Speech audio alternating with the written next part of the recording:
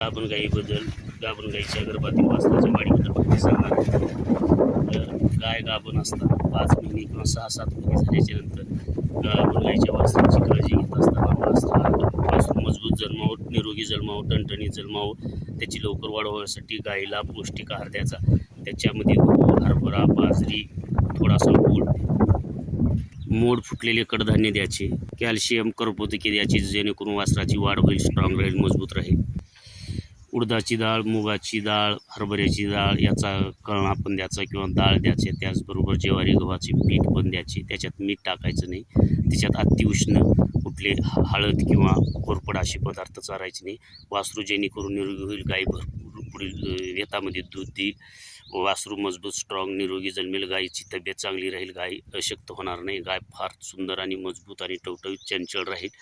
तर यासाठी गायीचं हे करत असताना गाईला जास्तीत जास्त डिप्रेशन द्यायचं नाही. गाईला स्वच्छ ठिकाणी बांधायचं, पाणी भरपूर पाजवायचं, चारा भरपूर द्यायचा, वाळला चारा कमी पण हिरवा, आणि भाजीपाला चारायचे, फळे जे आहेत, टमाटे असतील, गोबी असेल असा पदार्थसुद्धा गाईला टाकायचं, जेणेकरून तिची इम्युनिटी पॉवर वाढेल, गर्भाशयातील वासराची योग्य वाढ होईल, वासरू स्ट्रॉंग मजबूत होईल, वासरू निरोगी आणि टणटणीत जन्मेल आणि लवकर वासरू मोठी होईल, वासराला कुठला आजार होणार नाही, वासराची रोगप्रतिकारशक्ती वाढेल, गायीची रोगप्रतिकारशक्ती वाढेल. ही अतिशय महत्त्वाची माहिती सांगत आहे मी. त्याचबरोबर जो आपल्या शेतातील गावरान जर आपण म्हणलं तर शेवग्याचा पालासुद्धा आपण गायला चारू शकतो, सुबाबळीचा पालासुद्धा गायला चारू शकतो. गाभण गायला म्हणजे गर्भाशयातील वासरांची वाढ लवकर होण्यासाठी व निरोगी व स्ट्रॉंग, मजबूत, टणटणीत वासरू जन्मण्यासाठी, वासराला कुठला आजार होणे, बाधा होणे ह्यासाठी बद्दल माहिती सांगत आहे.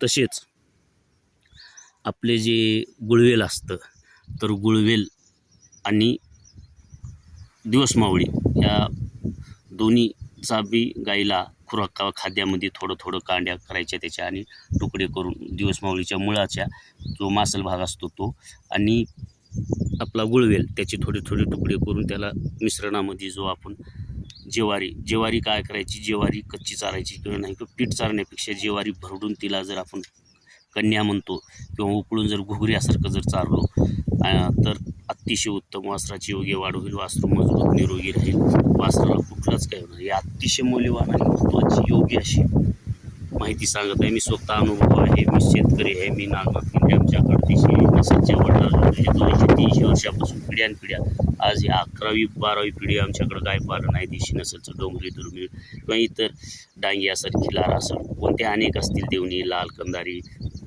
गीर, हे आता मिश्र. तर हे मी सांगत आहे, अतिशय उत्तम हे करायचं. गाय वेतामध्ये भरपूर दूध देणार, गाय अशक्त होणार नाही, विहाल्याच्या नंतर गाईला भरपूर दूध देणार, वासरू मजबूत स्ट्रॉंग राहणार, गाय सशक्त राहणार, गाय आजारी पडणार नाही. व्हिडिओ आवडल्यास शेअर करा, चॅनलला सबस्क्राईब करा.